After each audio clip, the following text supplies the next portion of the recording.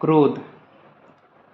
हम आए दिन किसी न किसी पे क्रोध करते ही रहते हैं और हमें अक्सर गुस्सा आ जाता है।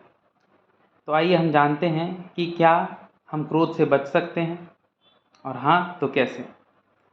तो सबसे पहले ये जानते हैं कि हमें क्रोध आता ही क्यों है। तो हमें क्रोध आने का सबसे मुख्य कारण है हमारी एक्सपेक्टेशन। हम इस दुनिया में हर किसी से कुछ ना कुछ एक्सपेक्टेशन लगा के बैठे रहते हैं, चाहे वो कोई भी रिश्ता हो, माता पिता, भाई बहन, दोस्त, चाहे कोई भी रिश्ता हो। तो जब हमारी एक्सपेक्टेशन पूरी नहीं होती है किसी व्यक्ति से, तो हमें उस पर क्रोध आ जाता है, और जब हमें क्रोध आता है तो हम अपना और सामने वाले का दोनों का नुकसान करते हैं। तो चलिए हम जानते हैं कि क्रोध पे नियंत्रण कैसे पा सकते हैं। तो सबसे पहले हमें अपनी एक्सपेक्टेशन को जीरो करना होगा। हमें ये सोचना होगा कि संसार में किसी भी व्यक्ति से हमें कोई एक्सपेक्टेशन नहीं है, हमें किसी भी व्यक्ति से कोई भी चाह नहीं रखनी है। यह भी नहीं सोचना है कि हमें किसी से रिस्पेक्ट मिले या प्यार मिले।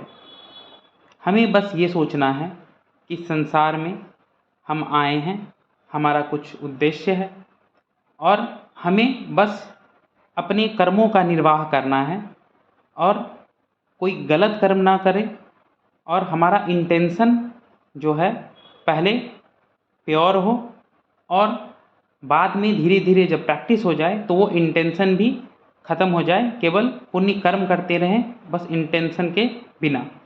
तो हमें किसी से भी कोई एक्सपेक्टेशन नहीं करनी है। अगर हम इसमें कामयाब हो गए तो हमें किसी पे भी कभी भी क्रोध आएगा ही नहीं।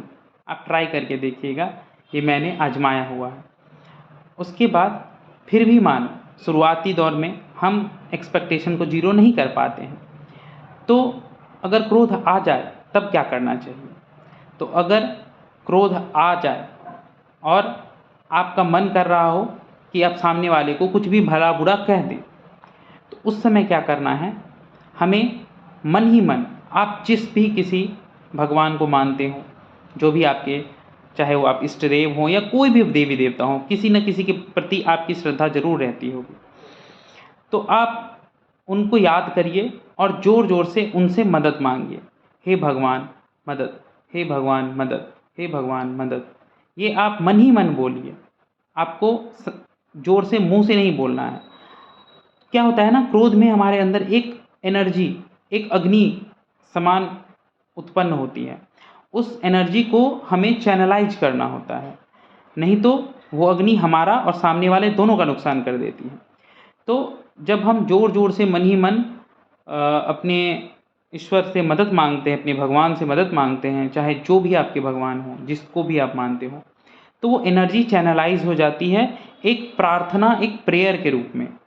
और उसके थ्रू क्या होता है, धीरे धीरे धीरे धीरे एक पॉजिटिवनेस हमारे अंदर आता है और हमारा क्रोध धीरे धीरे शांत हो जाता है।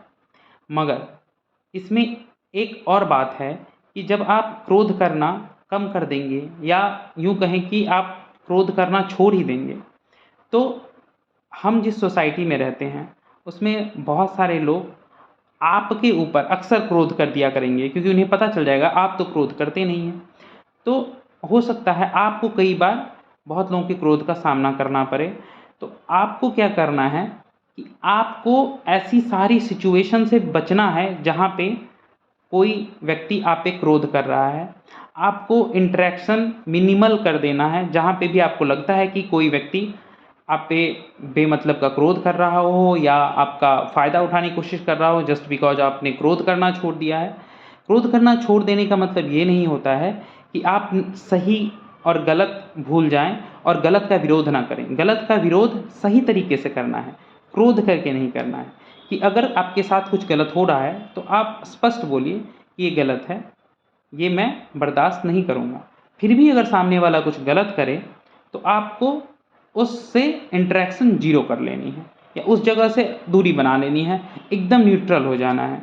उस पर क्रोध नहीं करना है, उससे न्यूट्रल हो जाना है, ना कुछ लेना है ना कुछ देना है, एकदम न्यूट्रल हो जाना है।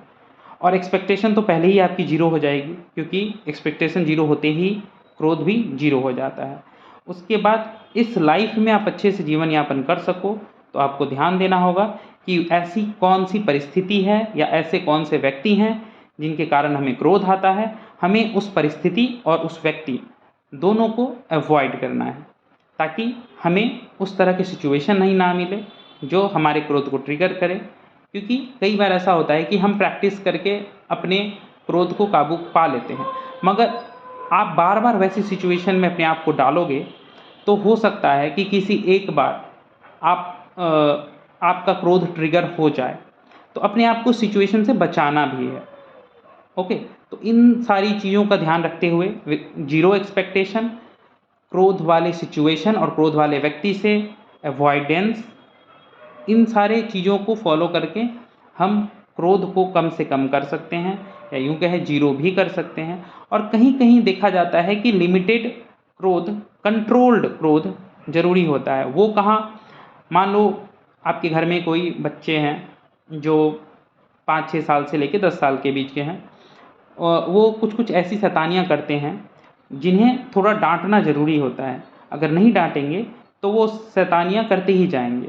तो ऐसी स्थिति में क्रोध ऐसा करना चाहिए जो एकदम कंट्रोल्ड हो, जिससे केवल उसकी शैतानी रुक जाए और वो कुछ सीखे। ऐसा नहीं कि उस बच्चे का ही कुछ नुकसान हो जाए, ऐसा क्रोध भी नहीं करना है, एकदम कंट्रोल्ड करना है, ताकि उसे आपका डर भी बना रहे और वो गलत काम भी ना करे और आप भी उस क्रोध से अपने आप को या उस बच्चे को नुकसान ना पहुंचाओ। तो ये सारी चीज़ें ध्यान में रखनी होती हैं। तो इसी के साथ मैं आज का टॉपिक समाप्त करता हूँ। धन्यवाद।